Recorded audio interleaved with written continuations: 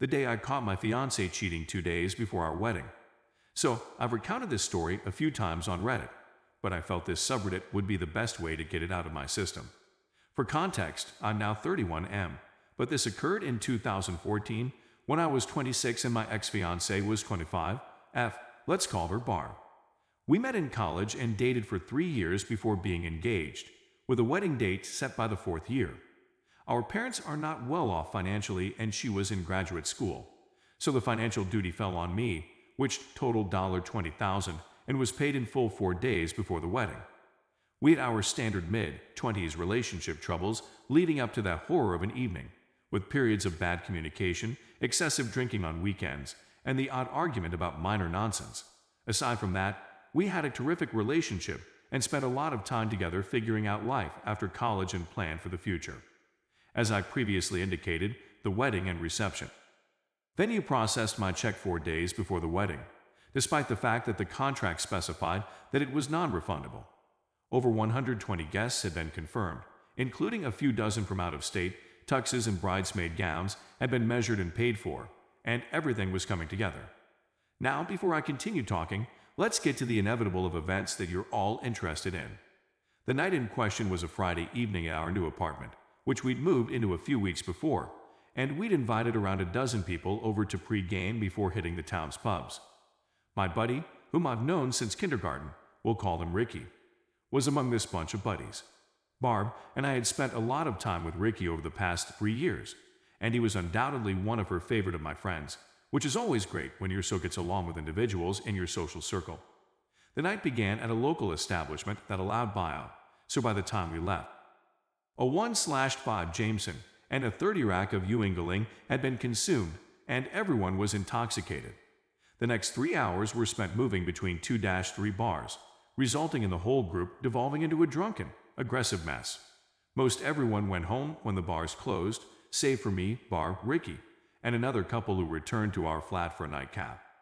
Once back at our residence, the pair barely stayed for about 20 minutes before calling it quits and heading home, leaving me with Barb and freaking Ricky. I spotted Barb checking her phone more than normal earlier in the night in the bar, and Ricky checking his phone after she had locked the screen. I nearly put 2 and 2 together. But why would I be concerned about them plotting anything nefarious 2 days before I was going to marry this girl? Back to my place, I was reasonably sober and observed that all of the liquor was gone, so I was thinking of picking up a couple of 6-packs from a nearby establishment that remains up until 3 a.m. Barb and Ricky were clearly on the booze and had tanked, but there was no reason to assume anything shady would happen if I left for 20 minutes. When I was in my vehicle, about to leave my apartment complex, I had a horrible sensation in my stomach that something wasn't right, which really terrified me out. So I contacted my closest friend, and he agreed to be picked up and accompany me on the beer run and back to the flat. We strolled up to the sliding glass door that led to my living room, which featured a couch to the immediate right, after getting some Bud Heavies and coming home. We opened the door, took 2 steps inside, and my ex-fiancée was fully naked and mounted on Mr. Ricky, thrusting tonsil deep into each other's throats. The remarkable thing about the circumstance was that neither of them seemed to realize that my friend and I were just 10 feet away observing their intoxicated antics. I lost it after 7-10 seconds of trying to absorb the present scenario, dropped the liquor, shoved her backward off Ricky fully, and delivered 2 powerful right punches to Ricky's eye and cheek while he was still flat on his back with the most horrified expression on his face.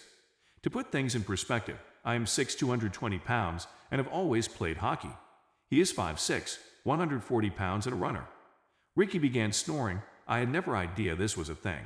Immediately after my fist attack, and was sleeping for at least 5 minutes, while I was losing my mind over the issue. I phoned her parents around 10 times without thinking till they woke up and insisted they'd come take up their unfaithful daughter right now. Their home was just 5 minutes down the road, so they came in quickly after I was berating Barb for her heinous, nasty choice. Her parents rushed into me, yelling at Barb, while Ricky was snoozing on the sofa and my friend was mediating the issue. The first thing I told everyone was that the wedding was OFF. I wanted the ring back and said that I'd rather lose $20K than spend the rest of my life with a cheating.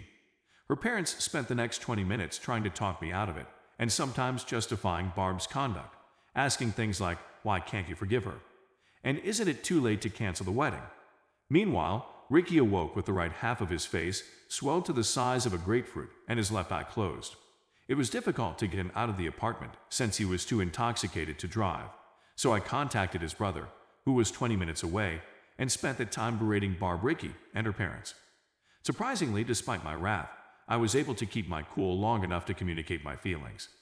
When I've been this unhappy in the past, my brain felt jumbled, and I had difficulty condensing and forming my ideas into coherent phrases. No, not this time. I had meticulously taken apart each objection, opinion, or appeal for reconsideration uttered by everyone in the room by the time Ricky's brother picked him up and Barb's parents shuttled her home. It felt fantastic. I'm not going to pretend that the months that followed were simple and that everything worked out in my favor. 2 months later, the pharmaceutical firm where I worked decided to lay off my whole division. I had piled up thousands of dollars in credit card debt to pay for the wedding.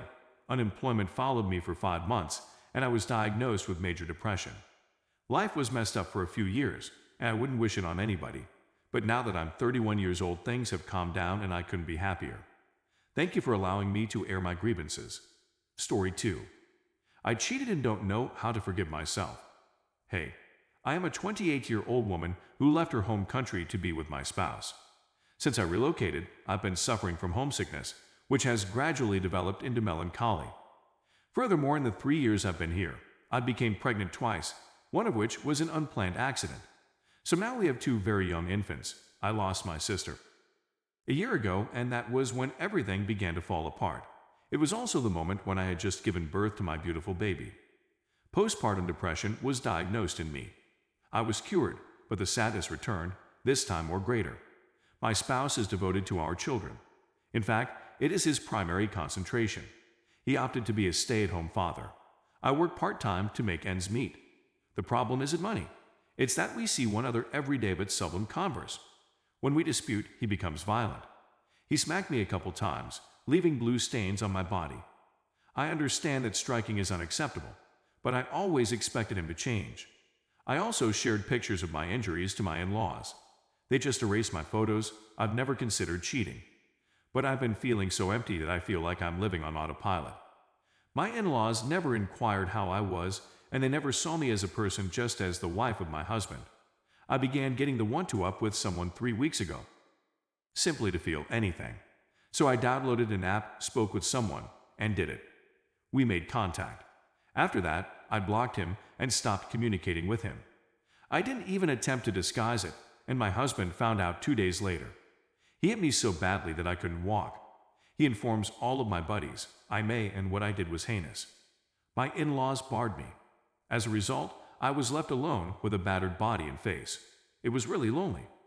It was my fault that I did the unthinkable. I should have done more to feel alive. I am illiterate and foolish. I told him why I did what I did over the period of 3 weeks. He is aware that I suffer from depression. Therefore, he claims he forgives me and wants to continue. He even gave me flowers a few days later to try to make things better. I admire him, but my sadness is deepening. I now wake up thinking I've done such a terrible thing, and I can't help but hate myself. I'm genuinely considering suicide. I only think about my kids now because the thought of them prevents me from doing so. I'm not sure how to go back into life. My in-laws, family, and friends are all aware of what I did. I'm afraid if they see me, they'll simply see a big failure sign on my face. How can I possibly go on living like this?